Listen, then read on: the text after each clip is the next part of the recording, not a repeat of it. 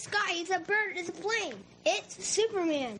This is Dan Jurgen. This is Jason J. Lewis, the voice of Superman on Justice League Action. This is Mark Wade, writer of Superman Birthright. And you're listening to The Krypton Report.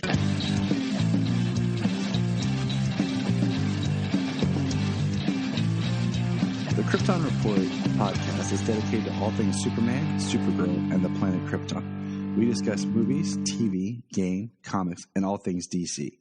So join me, Tyler, with my co-host James and Jania. Welcome to the Krypton Report, and happy 300, James. 300 episodes. 300. This is Sparta. Makes me think that Family Guy, where it's like, what movie do you want to see? The Last Mimsy. You chose 300. It's so messed up. Family Guy is so old that it makes fun of itself now. But hey, 300 episodes. We've come a long way. It's been a fun ride. Like we're here. Like it's crazy. It's cool. It's wild how fast it's gone. I mean, especially since they weren't really numbered to begin with, and I had to go back and count. I had to go back and count, and then it was fun because I had to go back and count, and then where we were like switched to a different feed back when we were on the Southgate network, like it got a little mucky. So yeah. And then we're like, okay, well, we're right about here. We'll start counting from here. This works. So we could be a little over, we could be a little under, but we're on a project now. Projectile. Project. I've heard it both ways. I've been watching a lot of. Yeah, I've been watching a lot of sites. So I'm like, okay. Okay. But let's get into at least it. A projected path to move forward. Exactly. We've charted our course, and we're flying to that second start of the right straight on till morning. So let's see what's going on in the news. All right. Got a lot of news. So we'll start with the fun stuff. Simple one. We talked a little bit about this, but Tyler has, quote unquote, a new costume for season 2 of Superman and Lois. It's not really. He's got new boots, and it feels like they've just kind of taking some of the padding out of the costume, which we talked about that last season. Looked like they were already doing that throughout the course of the series. So, but people are trying to sell it as he has a new costume. No. Yeah. I don't know. It looks mostly the same, but yep. Yeah, after padding. They just need to, what do you call it? Lower the collar line and put a 3D symbol, and it might be like the perfect Superman costume. The Colin Farrell has officially signed on to be the HBO's Penguin for the HBO Max series that ties into the Matt Reeves Batman universe. So that's exciting because, I mean, it really wouldn't have sold me if Colin Farrell wasn't there. You know?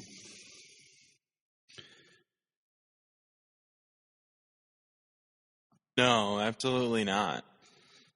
I mean, to me, it's kind of like if it's going to be about the Penguin and it's not Colin Farrell, then what's the point? Mm-hmm. Yeah, no, I completely. We got some Black Adam photos. We still haven't got a full suit reveal, but they just kept teasing us with stuff like The Rock was on the cover of a magazine, and we're getting we got some really good photos of what we can see. The suit looks awesome. Like behind the scene photos, the magazine cover, but we still haven't got a full poster size suit reveal, which is weird. Why not just show us the suit? You gave us the mini trailer. Kind of makes me wonder if he'll have a suit, and then he'll kind of have the same suit, but in a different form or something, like a secondary suit. Because we see him wrapped in a Shaw thing, and he looks older. Maybe he powers up and gets younger. But the way that the symbol on his chest is kind of burnt looks pretty dope. Yeah. Well, his character is from ancient times, ancient Egypt and everything. So, we're potentially going to see, cross-time spanning storytelling, what happened back then. They're supposed to be the Justice Society, so, I hope that means more modern time. I hope they play more with like the Shazam or the the Shazam origin that Jeff Johns did in his New 52 Shazam, where it told a little bit of Black Adam, how it was like the lightning was coming for like his nephew, and like he killed his nephew right as the lightning was. He called down the lightning so that the lightning hit him. It could be interesting, or like he's teased, and he was teased twice in Shazam, but one was in a deleted scene, which sucked. Which I hate that they. Shazam's one of those movies that has 2 deleted scenes that I wish had never been deleted, because I felt like they just really added to the film. But we'll talk about that other time. Right. Well, I mean, who knows? At that point, studio, even at this point, it's fully committed shared universe type stuff. Yeah. I mean, they have announced like The Rock is playing Black Adam, I think back in like 2014, 2015. So. Oh yeah, easily 6 years. So, I mean, at least the movie's been done. Yeah. So, finally.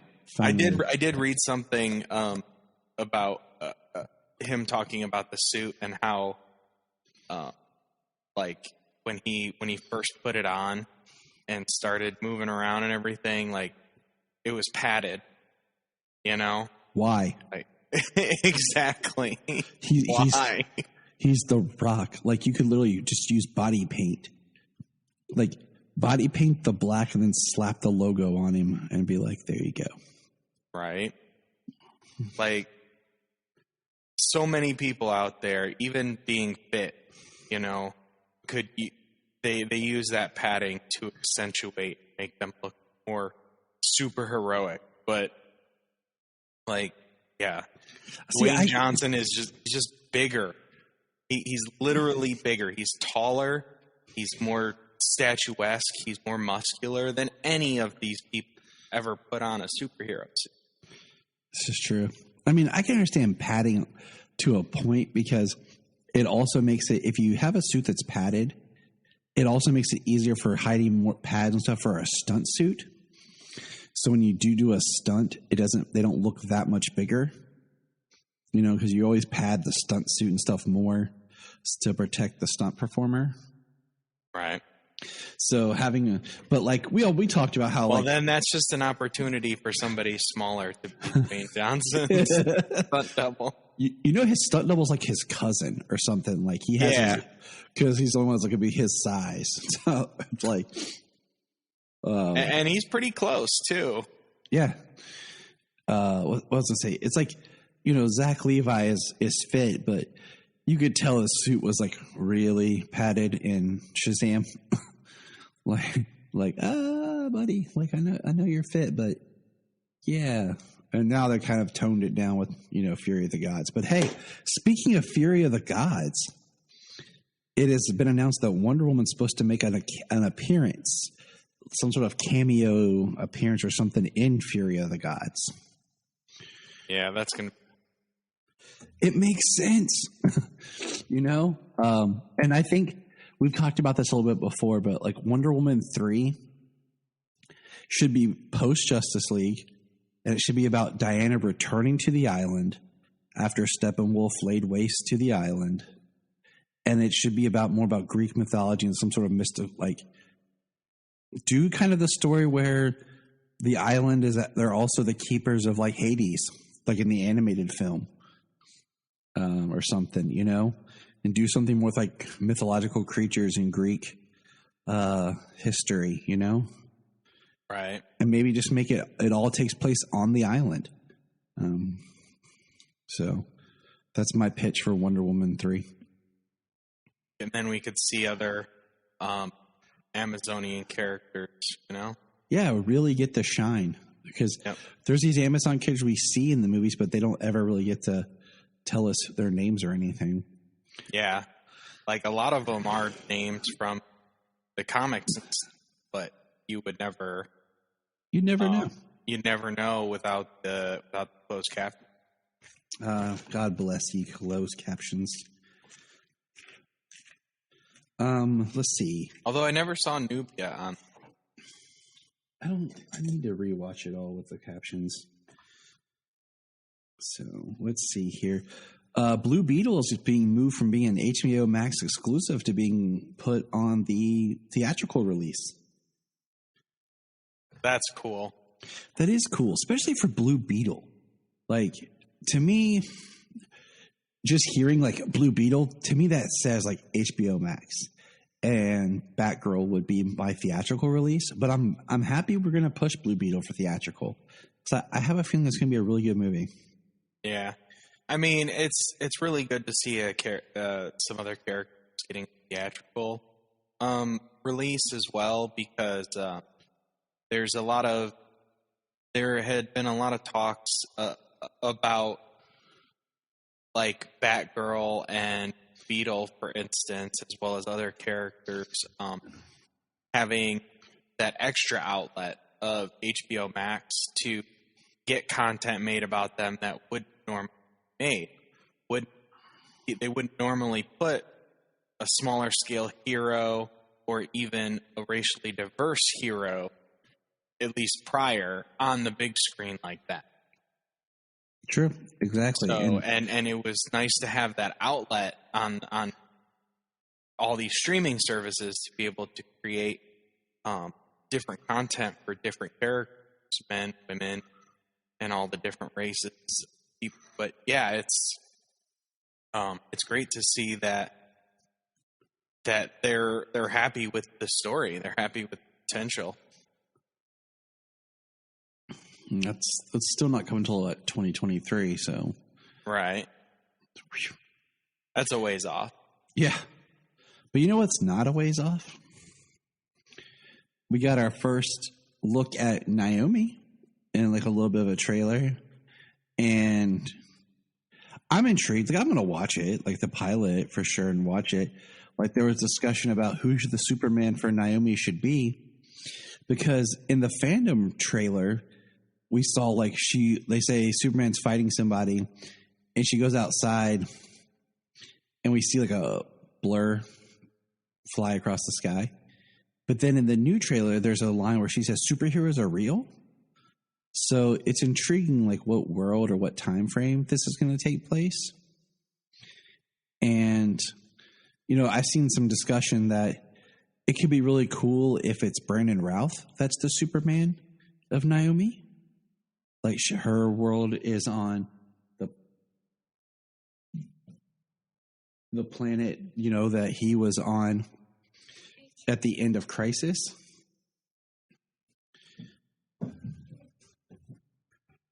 So, what do you think? Yeah, I mean, I was curious about that when she said that superheroes are real, and I do know that Naomi comes from a different Earth. Yep. But that's about the extent of it. So, it's very curious, you know. We still don't know much about the multiverse post-Crisis. Right, and that's something that's been very, like, I've seen people say, like, it seems like they did this grand crisis and combined the Earths and then just have not done anything with it. Yeah. I mean, they gave us the Earth Prime where all of these characters were on one Earth, and sadly, I mean, part of it's got to be to blame is COVID. That they haven't had the opportunity to get together, because they've talked about how massive of a production these things are, because there are all these different crews working on these shows and different actors coming in to work with these different so it's a lot to juggle, and I mean, heck, the logistics that they have to travel and work in Canada for COVID. You know, it would be very, very strict schedule. And I mean, so taking a hop, skip, and a jump, I mean, we just wrapped up Armageddon, and that was a different way of doing a crossover where it was just 5 episodes of The Flash with people showing up on the show. Did you watch all 5 parts? I have not yet. Dang it, James. What the heck? Hey, I've had, you know what? I've had. I know. Sorry. Life. It has been it's been a rough week. Bunch of people in the house with COVID and trying to isolate, stay away, and James not catch it so I can continue to go to work. James is bunkered in a room downstairs in the corner. He enters and exits the home through a window. He actually had a pizza ordered and told the guy to meet him and deliver it through the window around the side. He's like, I am staying safe. Right. Wear a mask when I go to the bathroom, that stuff. He wears a hazmat suit. Right. So what parts have you watched? The first 2. Ah. So yeah, I'm quite a ways behind.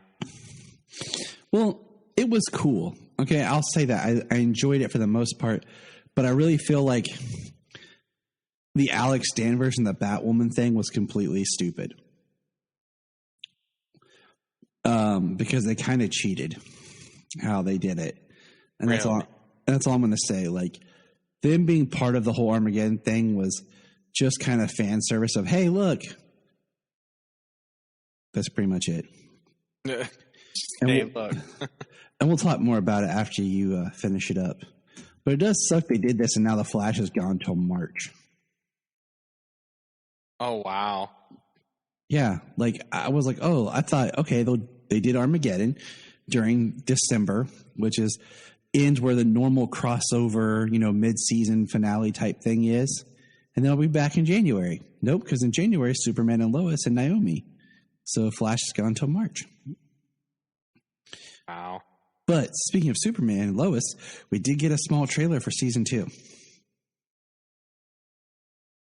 What did you think of that tiny little minute-long trailer? I mean, I'm really excited. Yeah. And who else is excited? Jonathan Kent's excited. Because he gets caught with some hanky-panky by his dad. Oh, yeah, I do remember that. Clark opens the door and whoop. Uh-oh, Johnny boy. Nah, it looks really good. It's intense. We see images of like Superman flying and looking at a sub. We saw some still pictures. What's interesting is I can't remember the character's name. The new military guy who was on Teen Wolf with Tyler before. But like there's 2 people standing behind him who have like these suits on with the Superman symbol. It's really interesting. Yeah. I was wondering about those. I even saw a post that Philip K. Johnson posted a couple of his characters from like the House of L book. And he's like, one can hope. He's like, come on. Right? I'm like, I was like, I don't think that's it, but that would be awesome. Yes, it would. So I'm excited. It comes out the day before Solomon turns 7, so that's pretty dope. More Superman next month. I mean, next month. It's less than a month away. And then we had the video game awards thing, and we're getting a Wonder Woman game for PS5 and Xbox S Series or whatever it is now. Too many words. Series X. Xbox. I just go with Series X. I don't care if it's S X. That's stupid. I have to say all of it. I know it should be like the X. They should just number. I mean, seriously, like PS5, PS6, like just a number. It's easy, okay? Xbox Series 1S, X Ultimate, XXX for your pleasure. Like, all right, video games. Getting a little serious now, Xbox. And then, you know what? Every time you turn on an Xbox, it should boot up and automatically start playing DMX. X going to give it to you. Like, that's the beat up music. But that's cool. I'm excited to see what that game is. I mean, literally all we got was just the announcement with like images of Wonder Woman. So it's just cool. And then we got the first official Peacemaker trailer. Did you watch this thing? Actually, no. What? Actually, no. Let me go do that right now. We interrupt this long Krypton report so James can watch the Peacemaker trailer that I dropped in our group chat like a week ago when it premiered. Prepare to suck some peace. That's funny. Dude, the whole thing is going to be so stupid. But the only reason that I'm completely into it is because of John Cena. Right? Like, that's why it's going to work. Is because you like John Cena. Okay? That is the whole way that this whole series is going to work. It's going to be dumb. It's going to be over the top.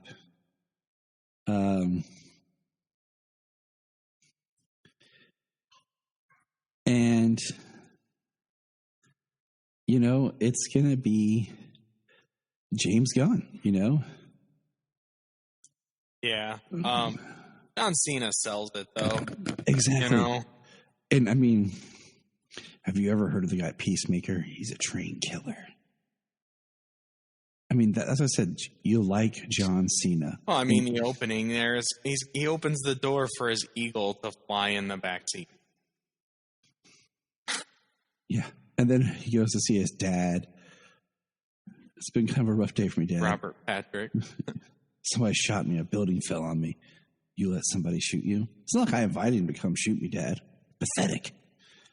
So we know that that's going to be a shoot. Even his trailer, he lets on is painted red, white, and blue with a giant flag. We got Vigilante, who looks like an even more idiot Vigilante. Vigilante looks like his suit's made of down. Looks like he put it together like Kick-Ass. Yes, he does. We call ourselves the Butterflies. Really? Which one? Who's me or Eagly? Okay, you're right. But if you score 50% on a school test, you get what? A D, an F. School isn't my bag. It's for dorks.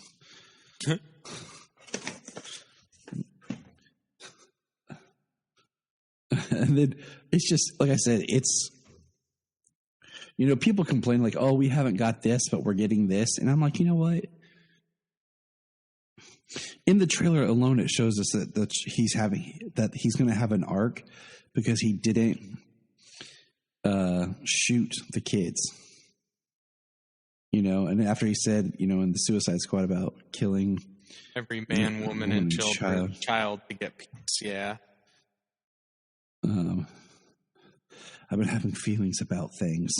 And then So- I'm a grower, not a shower. What? And then Joel, you don't like, then you learn to like. You compare yourself to a chode. Not in a bad way. Oh, the freaking high school boy humor.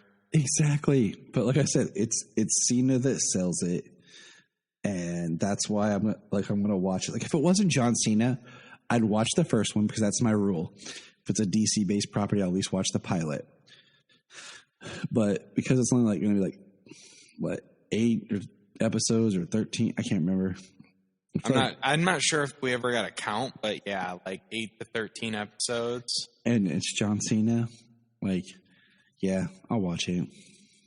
Yeah. Here we go. It's a grenade I tied. Just a grenade? Grenade. It blows like 2 people. How many does this blow up? I don't know. I invented it this morning. What? Eat peace, mother. Yeah.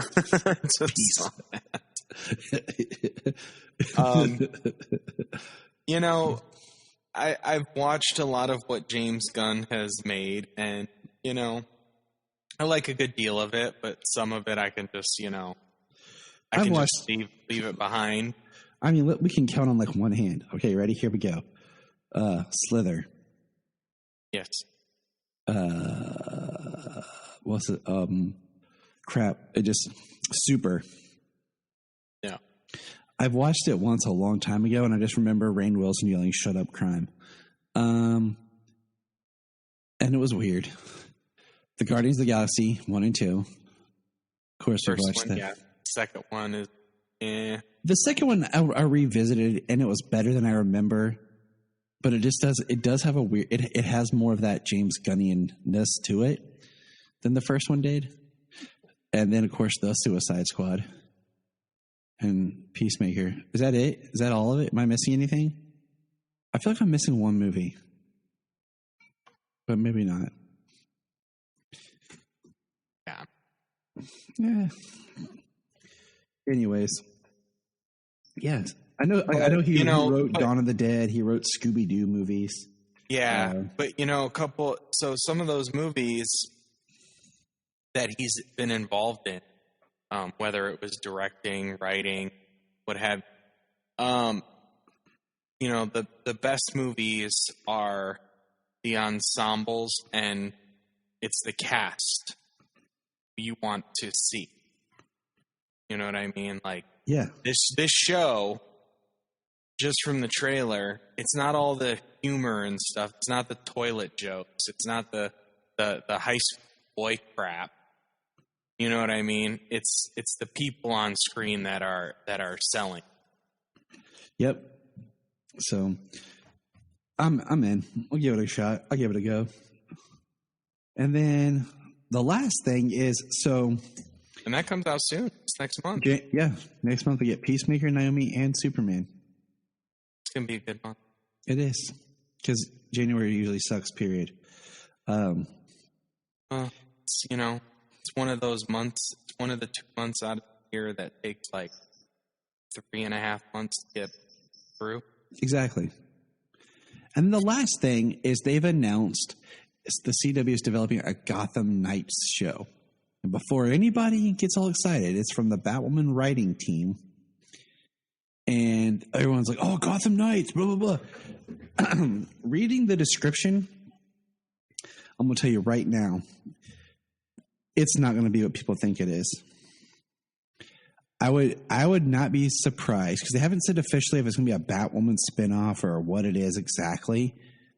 But I'm not holding my breath about this yet, because I could foresee it being something like Duke Thomas, or like Duke Thomas and Stephanie Brown, like the characters that aren't being used anywhere else.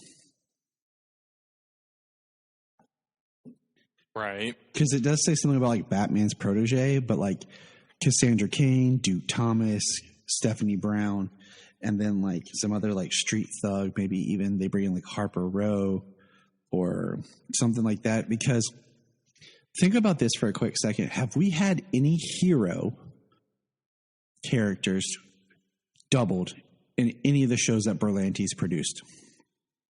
I mean, besides the fact that they all have like 2 of everybody. Well, I mean, within their own show. Like the exact, the exact hero or anything. No, yeah, we've never seen a repeat version of them. Exactly. It's not like there's a Barbara Gordon on Batwoman and then a Barbara Gordon on Titans. All the TV shows have had one version. The only repeat hero we could say was the Superman crossover with the Superman and Flash, but that was the multiverse, and that was the whole point of it. It was crossing over with each other. You know what I'm saying? But we don't have 2 shows existing in the Berlanti-verse with the same character and different actors. Well, yeah, I mean, on Titans, they don't have a speedster. Right. They don't have Wally West or a Bart Allen. Exactly. So that's what I'm saying with this whole Gotham Knights thing. I'm kind of like, I don't foresee it being I don't see Nightwing. I don't see Red Hood. I don't see Robin, because that's all in Titans territory. They're not going to take those characters away, especially with Titans getting a season 4. Now, if Titans had been canceled, then maybe I could see that, like a Tim Drake or something, Yeah. But I see it being maybe like a Duke Thomas or something like that. But that's my thought on this Gotham Knights show. We'll see where it goes. I mean, the one thing, like, this isn't really a spoiler, but like for Armageddon, like Mia Queen shows up, and it's like the most forced arrival, and they really spend too much time with her character trying to make her like Oliver, like season 1 Oliver, where she's just, I have to be hard, I'm gruff. And then they're trying to still force like the storyline from her failed spinoff. Oh, it's like they're trying too hard. Like, to, hey, people, get excited for Mia Queen. You know, like, maybe we can bring this show back. And I mean, honestly, I mean, if they wanted to do something, I think the CW, if they did like a 6-episode miniseries of the Green Arrow and Canaries, and do it kind of like how they did Armageddon, where she's like doing a road trip thing and interacts with different characters or whatever, could be cool. Especially if they set it in the future. She meets Bart in Excess, and I don't know, Connor Hawk. I can't remember what happened with him, but anyways, I think you could do like a cool 6-episode miniseries there. Would be kind of neat to just kind of wrap that storyline and make it something kind of a hype. Yeah, I mean, I'm surprised. You know, I mean, I guess that's not like, you know, that's not like the thing anymore. That's not the way that they do television. Like, you know, growing up, we used to see all kinds of series. Limited thing with a hand episodes, and it's like an event. Yeah, and I mean, it'd be really cool for them to.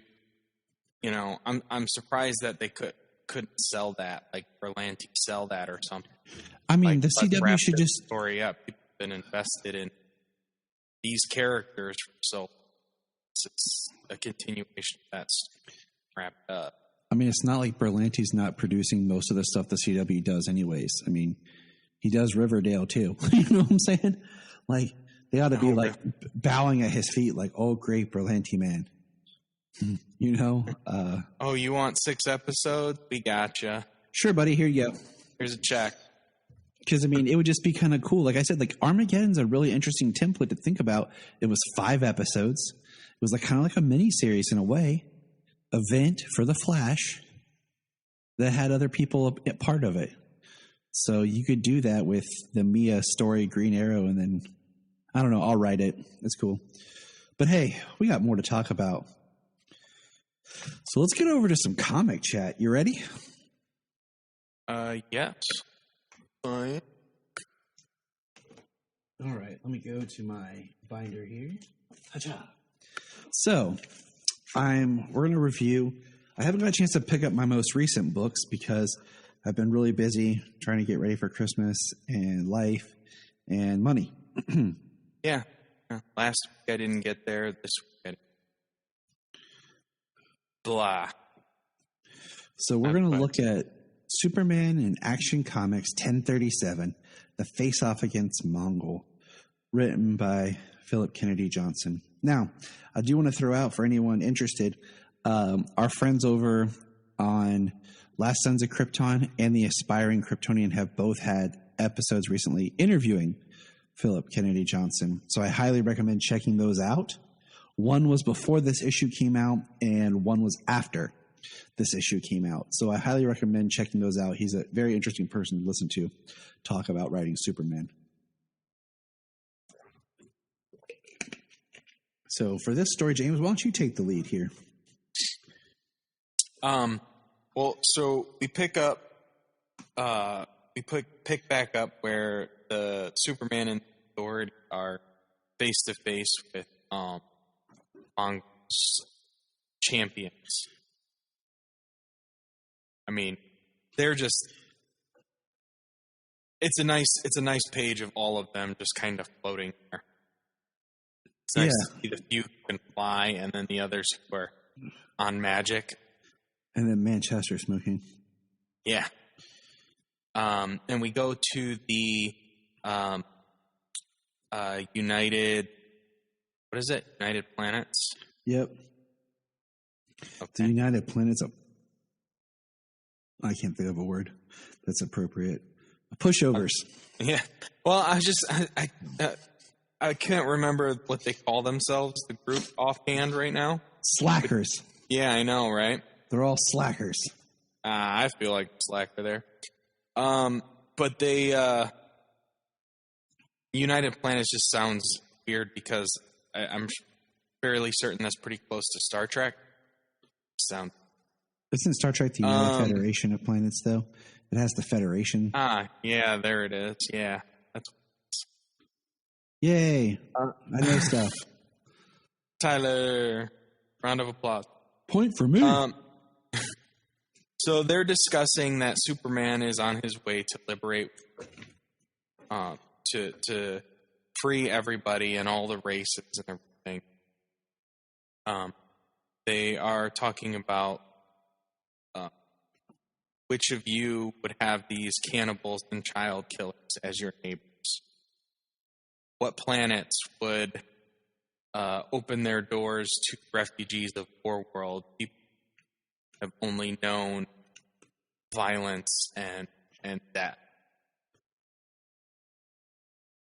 This is the guy speaking like this is the guy from last issue who turned on a dime, completely 180 when the guy brought up the name explosions. Yep. So you can kind of see why he's a little apprehensive to help liberate war. I call him D-Bag. Or Debog. Debog. That sounds... I was gonna say, that sounds like an alien. That sounds like an alien name. Yeah. So Mongol is tempting Superman. He tells them that all of his friends, everybody can kill them, but Superman is his own. I really love just the whole concept of the Mongol who is and the Mongol who was. Yeah. I know I've seen that in other versions. Mongol and child takes over. But I really feel like he's just cementing it and really making it something more. Yeah. Well, especially this Mongol, how he's got everybody to follow him. Instead of being like this conqueror, he is a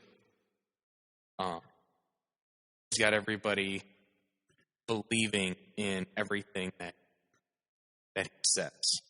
His version of slavery is their strength. It's actually some really good, deep stuff. It's relevant to history and, in some ways, issues that we face today with refugees. This is a very good... I'm very much enjoying Philip Johnson's writing on Super. Very, very. So the one they call Mother, she June Moon attacks her. Like she's like fighting magic at. Why Superman flies to punch Mongol. And Mongol doesn't even seem to be fazed by the strike there.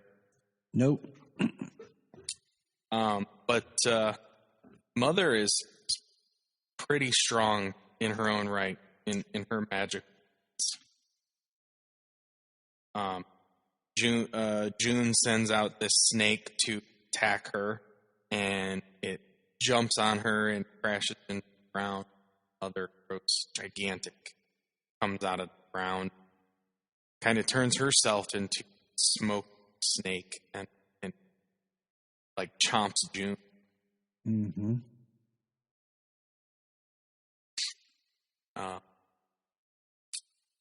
Apollo they all go to help Superman take down Mongol. Mongol falls, and everybody was lost without him. like cut the head off the snake. Yep. Apollo is flying in, and I almost want to call this dude like. The problem is I don't remember all their names, but this dude just reminds me of like Nemesis. Yeah, I can't remember. I can't remember. That's what I'm calling. I'm trying to see if if I can see it anywhere. Because Apollo's like, with a little assist, this will be over in no time. And then he's ran right. Yeah, he gets knocked down. What happened? Like, he hit him, and Midnight's like, what happened? He says, I'm fine, just got my bell rung for a second.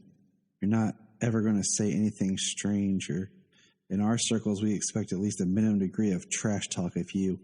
And boom, just runs Apollo right through. Yeah. It's almost as if Apollo is thrown off by the fact that he's not talking straight. Yeah. Not even a fight, just the killing blow. Yeah, no banter at all. And then he lands, and Midnighter goes after him. Yeah, well, yeah, and Midnighter's pissed. Apollo's his husband, so he's really mad. And then the Ebony Maw looking dude. Some said I can't remember their name. That is call them what they remind me of. Right? Well, it's exactly who he looks like.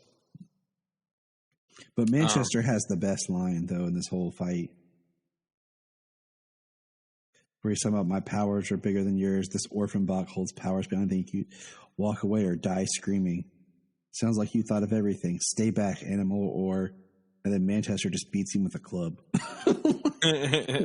I wouldn't have it any other way. Yeah. He figures out that the big guy ran Apollo through is being controlled psychically by this. But Manchester Black, sometimes the old ways are the best ways. He's beating him to death with the club. And then the next page is back to Superman fighting Mongul. And they're exchanging blows. Mostly, it looks like Superman's mostly giving it to him. And he sends Mongul crashing to the ground. But he says, World War has no sun. When I was a Notling, War World furnace were fed by the planets we conquered and the bodies of their dead. When I killed my father and took his name, I pulled down these furnaces. What sustains the world now, I will tell you. Beneath our feet are the star forges, generators with the size of warships that produce radiation like that of a red sun. Great. Yeah, so like what's literally powering War World is making Superman. And then the next page is Omak and what's the other person's name? Leah. Yeah. They're fighting the baby. The orphan. Even orphan's not a cool name because that makes me think of Cassandra Cain. Right. Says, you should not have come, Leah Nelson. And the big mech suit crushes. Yep. And then Superman's over him. Don't be mad at them, Superman. They just don't get who you are yet. They will, though. They're going to save them all. I hope you're still proud of me. I'm sorry I couldn't. He says, Leah. This is your truest words. You get a shink. And next, when you turn the page, got a kryptonite spear ran through Superman's chest. Not your poisoned, weakening body. Your love of weaker, lesser things. That is why Mongul not Superman. So say the dead. As you once boasted, Superman, only one of us now stands. He's got Superman in the air on the end of this fight. Very Vlad the Impaler. Yeah. And yeah, the United Planets are all watching. And on this day, the Superman of Earth died at the hands of Mongol. I don't know that Roman numeral, so I'm not even going to try. Hold on. Where is it? Where? Hold on. Ow!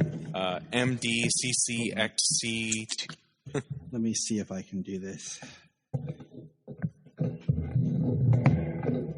Nope, never mind. We'll move on. It'll be interesting to find out.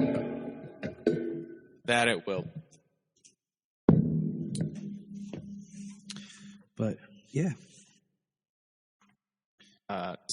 The only thing we can do is nothing.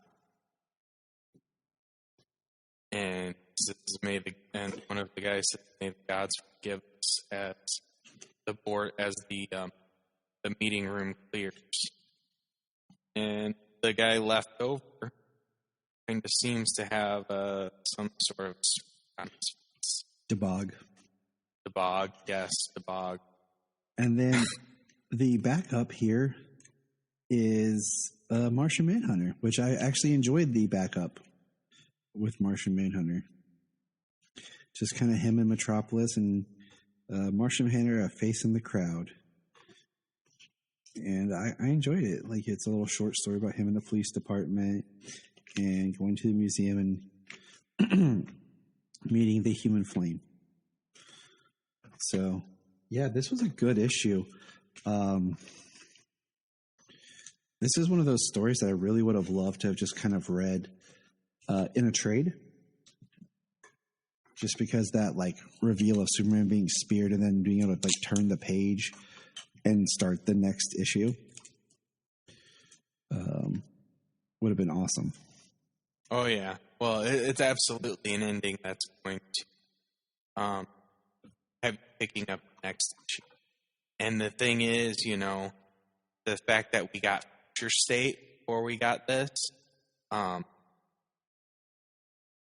we have we saw that Mongol killed Superman and revived him. And the fact that, I mean, we have a Superman ongoing with John, like, we don't really know what they are going to do with Clark. So it's interesting. I think an interesting story down the road would be an interesting story between Clark and John, like where Clark comes back or whatever, and they have like opposing views on something. But we'll get there. But yeah, so now let's take a quick break. We'll come back with whatever happened to the Man of Tomorrow. And we're back. So let's say here, Alan Moore. You ever heard of that guy? No, it's that guy. Yeah, well, who's that guy? The wizard, I hear. That is true. You're a wizard, Alan. He went to Hollywood. Okay. I don't think I've ever made you laugh that much. That was good. Well, we did just get our new trailer for the third Fantastic Beasts movie. So, Wizarding World is on the brain. Yeah, that and the 20th anniversary of Harry Potter. Yeah, coming out on New Year's Day. It's Looking crazy. forward to that. Oh, me too. So Alan Moore, one of the most prolific writers in comics, and he wrote a little thing called Watchmen. And among many, many other things, he revamped and really made Swamp Thing a very intriguing character. He was the one that was more about like the living plant than being a man, like the plant with a consciousness. Yeah. So he wrote a story called Whatever Happened to the Man of Tomorrow, which is one of those last hold on. Superman stories. Let me pause 1 second. Sure. I've always had the always had the thought about that. I haven't gotten to read the anatomy to see how, but in my opinion, doesn't if a consciousness change, even if it didn't reside in the body, if consciousness resided in some other place or some, wouldn't that be the person? You know what I mean? Mm-hmm. Because his body is made up of nothing human, no flesh to speak of, but his consciousness resides there. He has memories and same person based on his experiences. Doesn't that make the same person? Yes, I think this is a deep philosophical discussion that people talk. The same idea of like putting our mind like in a computer. You know, you're still the same person. You're just no longer that physical human. Like I guess that's some other thing. Like it's a plant with the man of a living plant with the consciousness of a man. So does that make him a plant? Thinks he's a man, or right? And if you like, does Swamp Thing fear vegetarians and vegans because they like he's a plant? That would be interesting. That's the story I'll have Jania write. It is. I want to revisit and watch Swamp Thing again, and kind of take notes on it, and even dip back and watch some of the old '90s Swamp Thing, just out of curiosity. And then not watch the Swamp Thing movies because they're atrocious. Yeah. But whatever happened to the Man of Tomorrow? Some people really love this story, and some people are like, But it is one of those last Superman stories because this was the last Superman story written before Crisis, which, kind of gave them the freedom to tell the story that they want. It's the end of the Silver Age. And I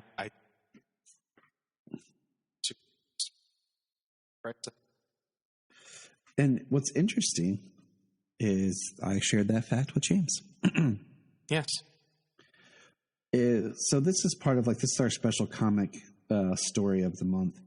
Is the I have it in a collective hardback trade that just recently came out. It has a couple other of the Alan Moore Superman stories in it, like Swamp Thing Superman story and For the Man Who Has Everything. So it's a really good read. But the first one is in Superman, and the art is by George Perez and Kurt Swan, and it has a little intro from written at the top, and it says, "This is an imaginary story, which may never happen, but then again may." And it has a whole line, and then at the very end it says, "This is an imaginary story, ... but aren't they all?" It's a very interesting read at the top. We see the Superman statue, and what it is, it's in the future. I think they say 97. It's August 16th, 1997. The future past. And Lois Lane / Lois Elliott, because she's been married, is being interviewed by the reporter for the Daily Planet about what happened during the disappearance of Superman. And she begins to recite and tell her story.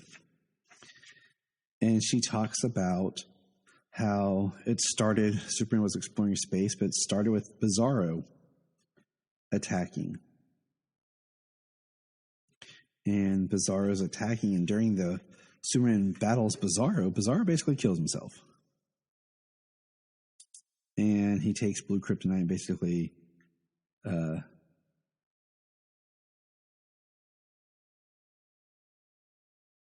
I'm trying to, decipher Bizarro speak. But basically he says he understands and he kills himself. And then Lois says, hey, that was kind of low key. It wasn't trivial. but the unmasking. And then it shows that Clark Kent, he's a TV reporter, gets a delivery. He opens it, and it's Superman figures. But they come to life and start shooting like heat vision. Heat vision laser beams. And they're attacking the station, and they basically, all of them attack Clark. And it burns away his costume, and he's staying there as Superman. And it's kind of how he got outed as Superman. And the voices that he hears start talking to him, and it's Toyman and Prankster. And they say, check the big box. And he opens the big box, and out pops a dead Pete Ross. And they talk about how they beat him to get, Superman's identity. And like one of the best lines that Superman says, do you know what radio waves look like? And they're like, huh? And he says, because I do. I love that idea. Like he can see the radio waves. Yeah. He'd have a much easier time tracking down villains. If they all just talked on the radio. Right.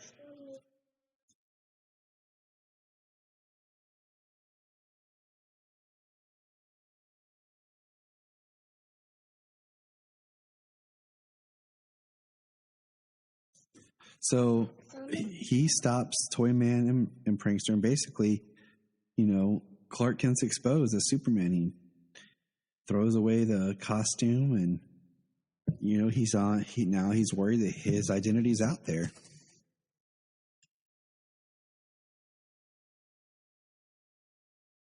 Yeah, what was interesting though is those toys blew up cameras. So I mean, other people there reported on it.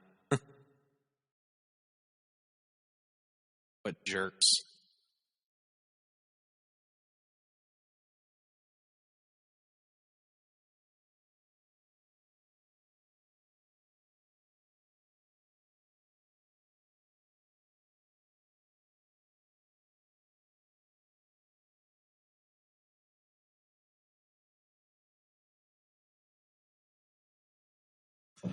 And so then we get Lex Luthor in the Arctic finds Brainiac, like a little Brainiac looking kind of, it looks like a helmet, and that's kind of what it does, is it makes like a helmet and takes over Luthor's brain and takes control of him.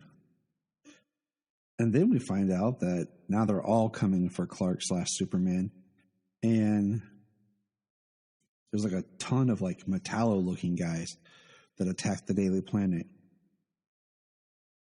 And I thought this part was cool because Superman Lois tells about how she fell out the window, Superman caught her, and how Superman made like a giant magnet and collected all of the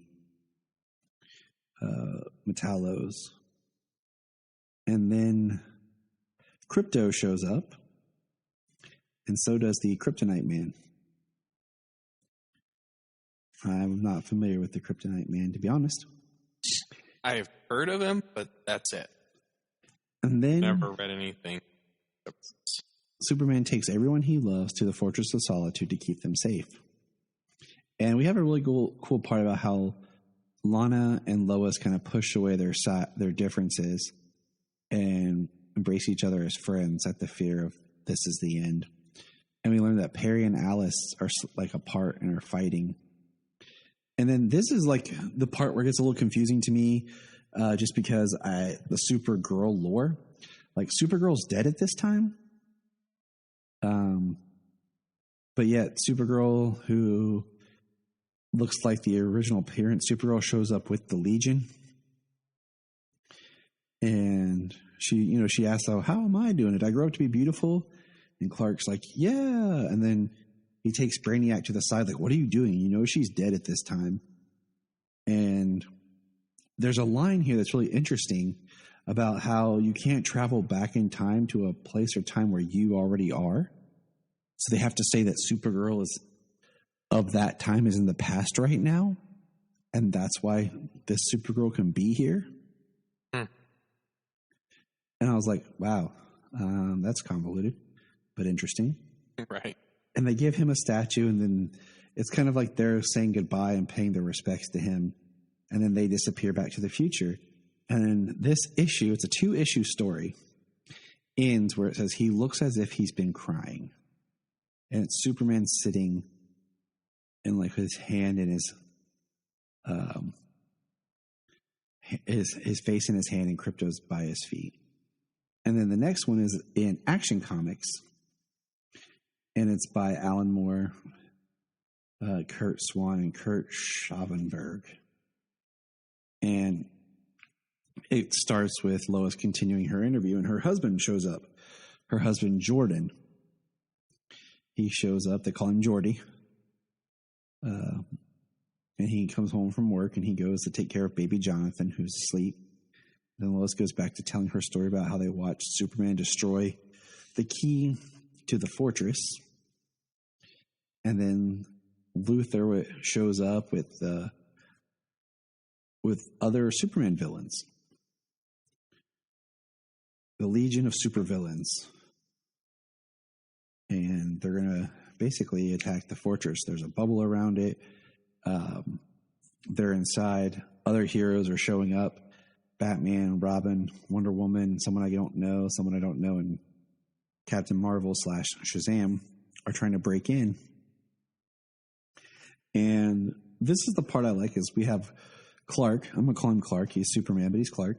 Has a heart-to-heart with Perry White about how he never really loved Lois or Lana correctly because he always kept them at bay, and it wasn't fair to how he treated them. And then inside the fortress, Jimmy, good old Jimmy, takes the Elastic Lad serum to get superpowers. And Lana goes into a bath that will give her superpowers. And she gets super hearing and actually hears Superman's kind of confessing to Perry about, how much he loves Lois, and how as Superboy he kind of Lana was the only girl he loved. And it was interesting. And then Jimmy and Lana go outside to fight the Kryptonite Man because Superman and Krypto could never fight and get to him. And then superpowered Lana kills Lex. And then Judo chops him in the neck and breaks his neck.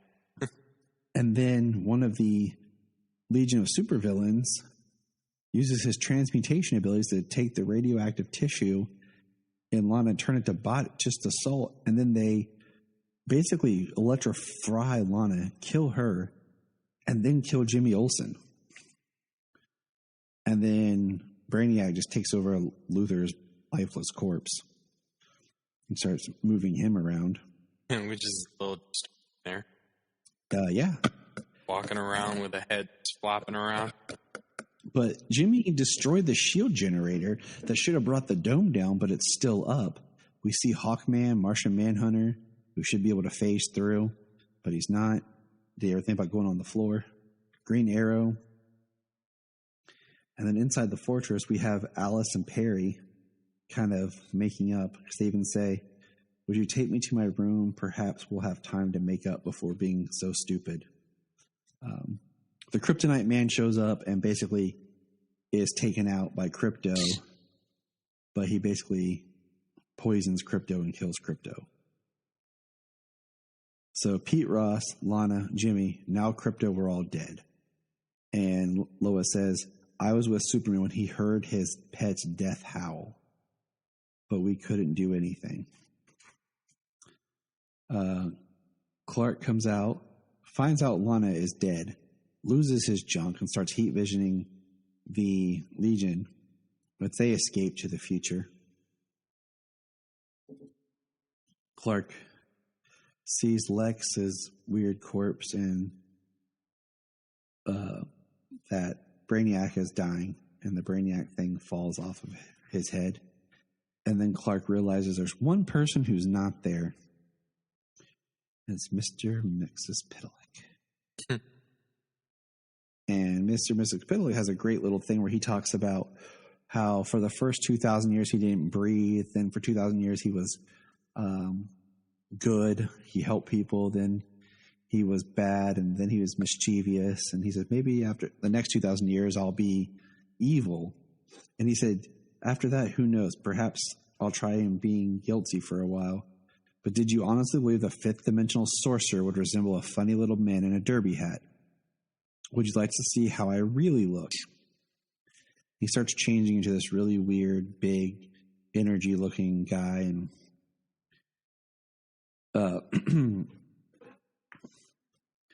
and then he says, why struggle? You know there's no escape. Today you meet your greatest foe and shall be no more. Why the whole 30th century knows it. Superman looks at the trophy that he was given, and it has the Phantom Zone projector on it. And then he gets an idea. He pulls it out to send Mr. Mxyzptlk to the Phantom Zone. And Mr. Mxyzptlk says his name backwards to escape. And as he goes to escape to the dimension, Superman hits the Phantom Zone projector. I do want to point out that Mxyzptlk is putting off blue and red energy. I'm just curious. And Superman basically, he says he killed Mxyzptlk because he was ripped in two, because half of him was trying to go back to the fifth dimension and half it went to the Phantom Zone. And he says, torn in half between dimensions, he panicked when he saw the ray and made a fatal error, just as I knew he would. I killed him, Lois. I intended to kill him. I just couldn't risk letting anything that powerful and malignant survive. So I made up my mind and I did it. I broke my oath. I killed him. But you had to. You haven't done anything wrong. Yes, I have. Nobody has the right to kill. Not Mxyzptlk, not you, not Superman. Especially not Superman. And then he walks into a room full of gold kryptonite.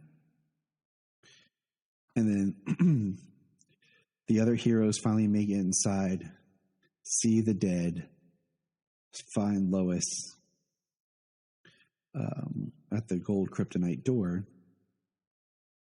She says they discovered a hidden passageway leading out the fortress, and it was finally concluded that he'd walked out powerless into the sub-zero wastes to freeze. They never found his body. And then, basically, the guy, Tim, from the Daily Planet's like, wow, do you think he survived? And she's like, I don't know. And then Jordan brings out Johnny, and him and Lois are talking about their day and his work. And we see Johnny playing with coal and makes one into a diamond. And Jordan's talking about loving his job and doing normal stuff. And she says, you know, you were pretty hard on Superman earlier. He says, Superman?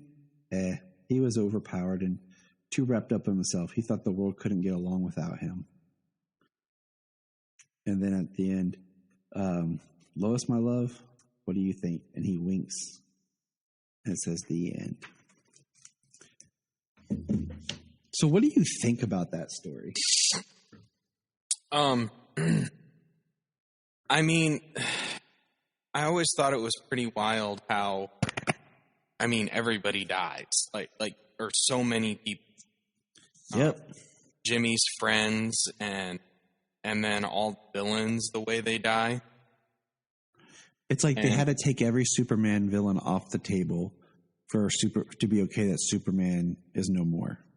Right. Yeah, I think once they're all gone, you know, he has the option of kind of quitting, I guess, for lack of a better term that I can think of right now.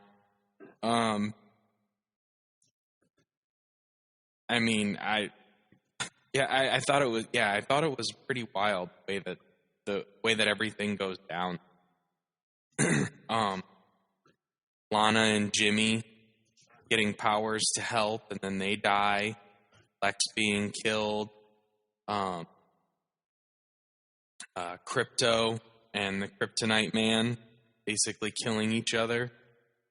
And Brainiac being destroyed. And then the way he kills Mixie,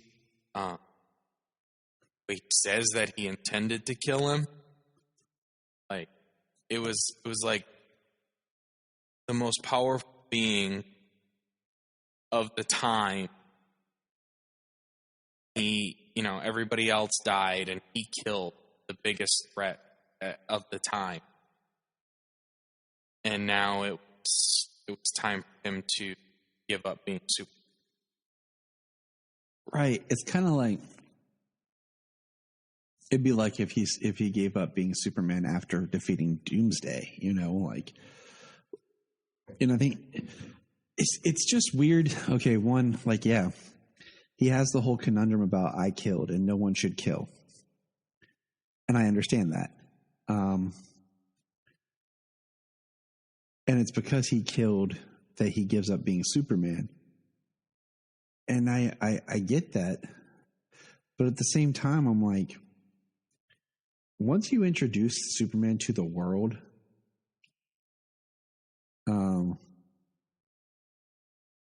I just feel like you can't really go back on it. It's like the lightning in the genie's been out of the bottle, Right.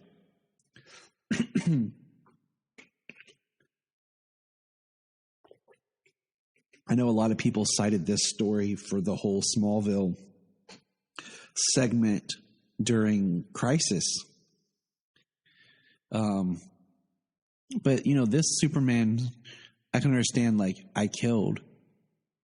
So I don't feel like I deserve to be Superman anymore. I can see the moral quandrum. But he just seems at the end like he was like, Superman, And it kind of makes you you have to put yourself back in the mind of who the Silver Age Superman kind of was. Because that whole Clark Kent Superman kind of debate, because a lot of the Clark Kent that we really like is all stem from the John Byrne reboot. And I don't know. I'm not a fan of Superman giving up. To me, it doesn't feel like a very Superman thing to do. Even when he did something wrong like that, he would be like, I need to be held accountable by my peers and be judged or whatever. I don't like the idea that Superman would just give up. It's a never ending battle for truth and justice. Yeah. I mean, when there's a story, when they make the future a better place after everything's said and done, it's kind of one thing. I don't know. I mean, I don't think that, the characters that would Superman, Batman, I don't think that they would quit or give up if they could. I mean, Batman being mortal, so gotta live, Yeah. I mean, but that's the beauty of knowing hey, this is the end of this, and then we're going to do this reboot. So it gives you the freedom to write this kind of a story, and it's in canon and not in Elseworlds, right. Because they just rebooted it with Crisis. Yeah. And, the only thing that really gives you an idea that Jordan is Clark in the end is that Jonathan crushes the piece of coal in diamond. Yep. And I mean, even the names, Jonathan and Jordan. Yeah. And then his hair. And he winks at the camera, or the breaks the fourth wall kind of thing and winks, Yep. But I mean, I like it. This is definitely a story I think would make a really good animated film. It's 2 issues, but there's enough in there. If you actually had the battles and had a little bit more of the dialogue, I think you could do a really good, solid, 90-minute animated film. Yeah. Especially with the really great framing of Lois being interviewed. It's just, I think it'd be a really good one as a standalone film. And it makes sense. It brings up a lot of the debate about, should Superman what he should do, and right. Well, there's quite a bit packed into the two issues. Yeah, there is. Actually having to speak out the dialogue and show the action sequences. Yeah, I think it's but it's an Alan Moore, so it's a think piece. There's not a clear-cut answer. I think it's a discussion. I think in a couple of years, read it again, I'll have a different opinion. Because I remember the first time I read it, just being kind of like, and not really liking it. And then I reread it about a year ago, and I was like, okay, and I like it. I enjoy it. I think there's a lot of good stuff in there. I think it's deep, but it's also like you can mine for more. I mean, the fact that everyone died but Lois, basically.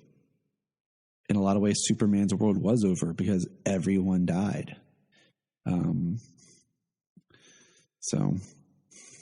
But any other final thoughts, James? We'll wrap it up here for our 300th. Whatever happened to the Superman blue and red of tomorrow? Right. No, I suggest everybody take a bit to read it. It doesn't take too much of your time. It's a good story. It's very interesting. It's well written. The art is great. And like you said, a lot of people have cited this story as part of why Clark abandons his powers in Smallville universe in Crisis. Maybe you can see something similar. They don't give us enough to go on in Crisis. It's just enough to get to see him as Clark again on the Kent farm.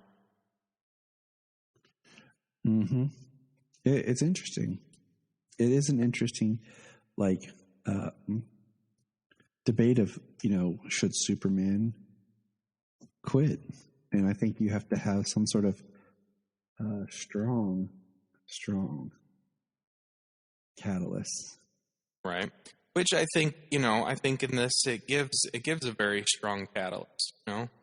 So many of his friends died. So many of his villains were killed, all in the same battle. It's I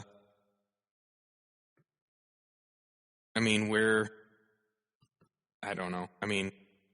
The idea that he quits because intentionally killed somebody. I still don't see it, but yeah. Yeah. Yeah, it's like, okay. Like you said, I do think more that he would feel that he needs to be absolved of. Yeah. That's gonna do it for us here on the Krypton Report. Happy 300 to us and all of our friends. And remember,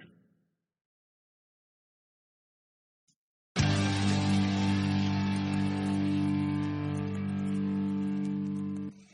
in the sky. do you like movies? Of course you do. Do you like comic book movies? Of course you do. Well, our Patreon is launched now. It's $1 a month. That's all we ask. $1 a month to hear great content. And right now, one of the biggest things we're doing on our Patreon is movie commentaries. I am a movie person, and I love to talk about movies. So what we're doing is at least 2 movie commentaries a month. You'll hear the wonderful voice of my wife, Jania, more often, and other special shows. Check out our Patreon at KryptonReport.com/Patreon. And all we ask is, hey, $1. It helps us keep the show on. We're not looking to get rich. We just help with the cost of doing this, and it helps a friend out. You loan a friend $1, you probably have $1 lying around the house and change. So check out patreon.com/KryptonReport. Sign up for the $1 a month and send us a message. You can be on the podcast. We can talk about something, anything you want to talk about. You can join us for a movie commentary if you want. So check it out. And if you want to have a good time, keep listening to the Krypton Report. If you're enjoying this podcast, here's some of our favorite podcasts to check out. Digging for Kryptonite, The Aspiring Kryptonian, Superman the Animated Podcast, The Last Sons of Krypton, The Geek of Steel, The All-Star Superfan Podcast, It All Comes Back to Superman, and Superboy Legacy. Supergirl Radio, and of course, always hold on to Smallville. Check all those out, enjoy those supercasts, and remember, keep listening. The Krypton Report is a Tears production. We thank you for listening and enjoying, and please support us on our Patreon account, our TeePublic store, and check out our social media. Always remember to look up in the sky.